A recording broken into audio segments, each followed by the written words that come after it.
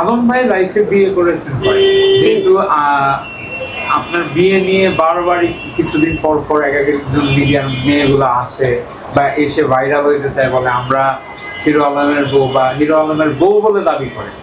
Originally hero Alam বিয়ে করেছে ভাই? অরিজিনালি আমার বিয়ে তো একটা ফ্যামিলিগত হয়, বউর আর কি, বউয়ের নাম সুমি। বিয়ে হওয়ার পরে ফ্যামিলিগত বিয়ে ছিল। বিয়ে হওয়ার 5 বছর পরে তারা এমনকি আমাদের একটা পারিবারিক একটা গন্ডগোল করে একটা মামলা হয়। মামলা পরে জেলখান যায়। জেলখান থেকে আসার পরে সে আমার বউ অন্য একটা মেয়ের সাথে সে সম্পর্ক করে তার বিয়ে হয়ে যায়। তারপরে ঠিক আছে, আমাদের মধ্যে ডিভোর্স হয়েছে। প্রথম পক্ষের বউরা অন্য ছেলের সাথে বিয়ে হয়ে গেছে নাই আর কি। তারপর দ্বিতীয়তে মিডিয়াতে আসার পরে নুসরাত নামে মেয়ের সাথে এই মিডিয়াতে হাই আলোর হয়, তার সাথে সম্পর্ক হয়। মিডিয়াতে নুসরাতের সম্পর্ক হওয়ার পরে বিয়ে সাথে হয়। তারপরে নুসরাত চলে, তারপর নুসরাতে কি করলো, আমি করো তোমার বউ, তুমি আমার সাথে অভিনয় বাইরে যাওয়া বলে। সে কিন্তু আমার কাছে সাহেব নামে একটা ছেলে প্রেমে করলো, তার সাথে গান করলো, সে গেলো। এই দিন নাকি তার সাথে সংসারটা আমার ভেঙে গেল। সেই রিয়ামনির সাথে নুসরাত চলে যাওয়ার পরে রিয়ামনির সম্পর্ক হয়। এইরকম ফেসবুক রিয়ামনি তো নুসরাত চলে যাওয়ার পর ফেসবুকের মাধ্যমে রিয়ামনির সাথে কাজের বিষয়ে নক দিয়েছিলাম যে তুমি ভালো নাচ করো, আমার কিছু স্টেজ প্রোগ্রাম কনসার্ট আছে, তুমি করবা কিনা। সেই মাধ্যমে পরিচালক কনসার্টে নিয়ে যাওয়ার পরে তারপর আস্তে সম্পর্ক হওয়ার পরে তার সাথে বিয়ে হয়। বিয়ে হওয়ার পরে সাথে সম্পর্ক ছিল।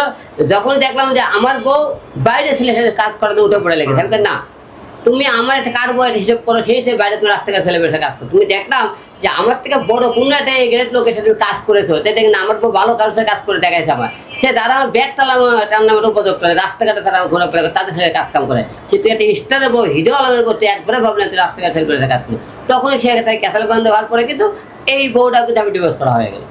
আচ্ছা, এই যে আপনি ডিভোর্সের আগে আমরা অনেক কাহিনী দেখেছি যে আপনি তাকে আবার ও চলে যায় বা ঝামেলার সৃষ্টি হয়, আবার তাকে আপনি ফিরিয়ে আনেন, সেটা কি ভালোবাসার জন্য ছিল?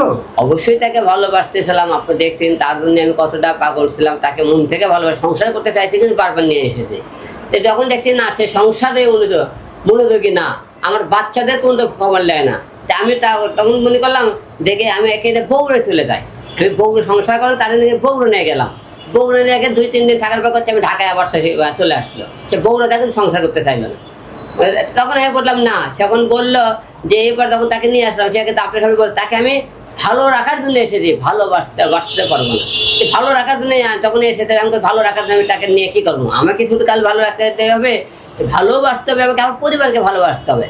যখন দেখছি দুটো আমি একটা পেলাম না, তখন তার থেকে আমি দূরে খাওয়া দাওয়া চিন্তা করে বলছি। রিয়ামনিকে বিয়ে করার আগে বা নুসরাতকে বিয়ে করার আগে তখন কি বলেছিলেন যে আমার সন্তানের দায়িত্ব তোমাদের বহন করতে হবে, দায়িত্ব পালন করতে হবে? তারা তখন আমার সাথে বিয়ে করেছে, তার সম্পর্ক তারা তো জানি আমার বউ আছে, বাচ্চা আছে, আমরা তারপরে সম্পর্ক হয়ে এসেছি।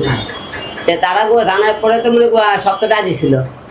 তখন দেখতে মনে করি সুমি চলে গেল, আমার বড় বউ চলে যাওয়ার পরে সে তখন কি করলো, তাকে মা তো তারা দায়িত্বটা পালন করবে না।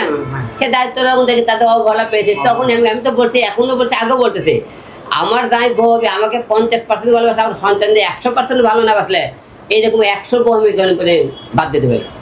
যেহেতু আপনি দুধ দিয়ে গোসল করে রিয়ামনিকে পুরোপুরি কি বাদ দিয়ে দিয়েছেন, আবার কি কোনোদিন আমরা কি এমন কি পাগলামি দেখবো কিনা রিয়ামনির কাছে ছুটে গেছেন আবার ফিরে আনতে? আশা করতেছি এরকম ভুল হবে না, যেহেতু আমি কথা দিয়েছি, এবার দুধ দিয়ে গোসল করেছি, মনে হয় এদের ভুলে যাবে দুইবার। এবং আমার মনে হয় ভালোবাসার জন্য ভালোবাসার জন্য অনেক কিছু আমি করলে তো হবে রে ভাই। আমি তার জন্য পাগল, আমি তার জন্য এত স্যাক্রিফাইস করতেছি, সে তো আমার জন্য স্যাক্রিফাইস করেনি। তাহলে তার পেছনে সে আমাকে ভালো রাখার জন্য আসতে চায়, ভালোবাসতে পারবে না, তাহলে আমি তাকে নিয়ে আর কি করবো? তাকে নিয়ে আর কি হবে? আমি চেষ্টা করেছি তো, আমার তো চেষ্টা করে তুলতেছিল না। তবে যেহেতু এখন আপনি সিঙ্গেল বলবো কিনা, এখনো তো সিঙ্গেল ডিভোর্স হয়ে গেছে আমাদের, টোটালি এক বছর হয়ে গেছে। নতুন করে এখন যেহেতু সন্তানদের দেখার জন্য কি আবার বিয়ের পিড়িতে বসবেন কিনা, এবং বিয়ের পিড়িতে যদি বসেন সেই ক্ষেত্রে কি আপনার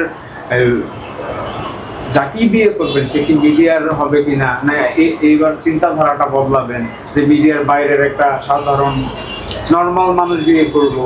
আমার এই মুহূর্তে বিয়ের কোনো চিন্তা ভাবনা নাই। এখন আমার বাচ্চাদের দেখাশোনার জন্য একটা মেয়ে খুঁজতেছে যে আমার বাচ্চাদের দেখাশোনা করতে পারে। আর বাচ্চাগুলো কি এখন বগুড়ায়?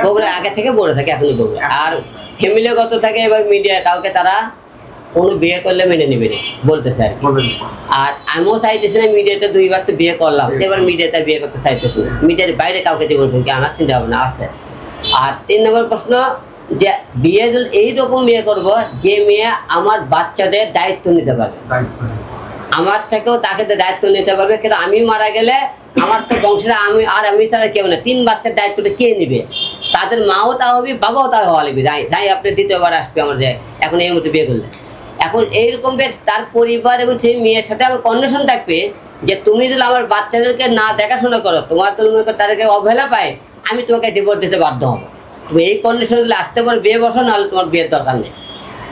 আলম ভাই, আরেকটা প্রশ্ন একটু জানতে চাই যে মিথিলা নামে একটা মেয়ে আপনাকে স্বামী দাবি করে কিছুদিন সোশ্যাল মিডিয়ায় একটু সরগরম। এটা হলে রিয়ামনির সাথে যখন গন্ডগোল হয়, তখন এই মেয়েটাকে সে কিন্তু টাইমলাইনে নিয়ে এসেছে, মিথিলাকে রিয়ামনি কিন্তু টাইমলাইনে নিয়ে এসেছে। নিয়ে আসার পরে সে অনেক রকম কথা বলতেছে। আপনারাও জিজ্ঞেস করছিলেন আলমের সাথে বিয়ে হয়, কাগজ দেখাও, সে আদৌ কিন্তু কাগজ কি দেখাতে পারছে কিনা। সে আমার নামে একের পরে এক কথা বলতেছে, সে মনিকে টাইমলাইনে থাকতে চায়। দেখবেন একাধবার তার যে কথাবার্তা, নোংরাতে কথাবার্তা চলাফেরা, সে করে টাইম লাইনে একটু ভাইরাল হতে চায়। তা আমাকে ছেড়ে দেয়, আবার কিন্তু একদিন সে আমাকে করলো, কখন তাকে বিয়ে করলো, অনলাইনে প্রতিটা ডাকে দেখে তাকেই বিয়ে করেছে, সে তাকেই দামাই ভানে ফেলে। তার মানে তার যতটুকু আপনার বিরুদ্ধে মানে সে অভিযোগ তুলেছিল যে আপনি তার স্বামী, সম্পূর্ণ মিথ্যা গুজব। সে টাইম লাইনে থাকার জন্য এগুলো ব্যবহার করে। খারাপটাকে পিছনে ফেলার জন্য, ভালো পথে আসার জন্য অনেক মানব টানব করে। আপনি কি কিছু করেছেন? না, মানব করার মধ্যে ওই যে করেছিলাম, আমি হলে যে এবার সব কিছু দুধ দিয়ে গোসল করে ভালো মতো তাদের নাম এটা করলাম আর কি, ওটা একটা মানুষ ছিল। আচ্ছা আলম ভাই, আমরা কিন্তু আপনি আপনার সন্তানের সাথে একটি ভিডিও আপলোড করেছিলেন 2 দিন আগে। আমরা দেখলাম যে অনেকে কিন্তু সেটা প্রশংসা করছে, যে অনেকে একজন দেখলাম লিখেছে যে হিরো আলম যদি কোনো ভালো কাজ করে থাকে তার ভিতরেই একটা। তো এই যে আপনার সন্তানদের আপনি এখন সময় দিতে পারছেন, একজন বাবা হিসেবে কতটুকু ভালো লাগা কাজ করছে? এখন তো অবশ্যই বাবা হিসেবে আমাকে নিজেকে মনে হইতেছে না আমি তাদের বাবা হতে পেরেছি। আর এর আগে আমি যখন যা করেছি, আমি তো তাদের বাবাই ছিলাম না, কারণ আমি তাদের কাছে না দেয় সারাক্ষণ আমি মিডিয়া নিয়ে কাজ নিয়ে ব্যস্ত, তাদেরকে বেশি ভালোবাসছি। কারণ আমি তাদেরকে ভালোবাসছি এই কারণে, আমার ভালোবাসা বেশি পেলে আমি জানি এই ভালোবাসার জন্য আমার সন্তানদেরকে তারা ভালোবাসে, এই অনুযায়ী কিন্তু তাদেরকে ভালোবাসা দিয়েছে। যখন দিন ছেড়ে দেখবো না তারা আমাকে ভালোবাসে না, শুধু আমাকে ব্যবহার করে গেছে, আমার পরিবারকে তো ভালোই বাসেনি। তা তারা কোনোদিন আমার বাচ্চার খবর নেয়নি, সে খালো কি না, স্কুলে গেল কিনা। যেহেতু আমার বউ মানে তাদের মা কিন্তু ছিল, তাদের কর্তব্য ছিল মায়ের দায়িত্বটা পালন করা, সেই দায়িত্বটা পালন করে সেই হিসেবে তাদেরকে ভালো বাবা ছিলাম না। এখন যেহেতু আমি নিজেই তাদেরকে গোসল করাইতেছি, নিজেই খাওয়াইতেছি, নিজেই ঘুরতে নিয়ে যাইতেছি, তখন তারা আমার কাছে হ্যাপি যে না আমার বাবা এখন তাদেরকে আমি কাছে পেলে তাদের ভিডিও দেখলেই আমার মনটা জুড়ে দেয়। আবার হলে দেয় কলিজাগুলো আমার সামনে, ঠিক আছে। আমার এই কথা, আমি তো বিয়ে কেন করতে চাইতেছি না, কারে বিয়ে করবো? তারা বিয়ে তো তারা আমাকে চায় আগে, আমার বাচ্চাদের চায় না। বিয়ে তাকেই করবো যে আমাকে 50% ভালোবাসলে আমার বাচ্চাদেরকে 100% ভালোবাসবে। এইরকম যদি মেয়ে খুঁজতে আমার ভাগ্যে মিলে তাহলে বিয়ে হবে, না হলে একটা মেয়ে খুঁজতেছে আর বাচ্চাদের সাথে দেখাশোনা করবে, আমার বউ দরকার নেই। আচ্ছা আলম ভাই, আপনার সন্তানরা মায়ের অভাব অনুভব করে কি? আমার সন্তানরা মায়ের অভাব অবশ্যই, প্রতিটা বাচ্চাই তো তার মায়ের অভাব পূরণ মনে করেন মিস করে তাদেরকে। সেই হিসেবে তো আমার বাচ্চাগুলো বেশিরভাগই মিস কম করে, এই কারণে আমার বাবা যে মারা গেছে দাদার দাদি তাদেরকে আমাদের থেকেও বেশি থাকে আমাকে শুনতে। আমার বাচ্চাগুলো হলে মনে করেন যেদিন হয় জন্মগ্রহণ করে সেই দিন রাত্রিবেলা থেকে তাদের দাদির কাছে থাকে, দাদি কোনো তাদের আমার মা বাবার তো কোনো বাচ্চা ছিল না, পালিত ছিল আমি তারা বাচ্চা পেলে খুব পাগল হয়ে যায় তাদেরকে। এই জন্য মায়ের খুব একটা বুঝতে কম পারছে, এই কারণে দাদা দাদির করলে তারা বেশি মানুষ হয়েছে আর কি।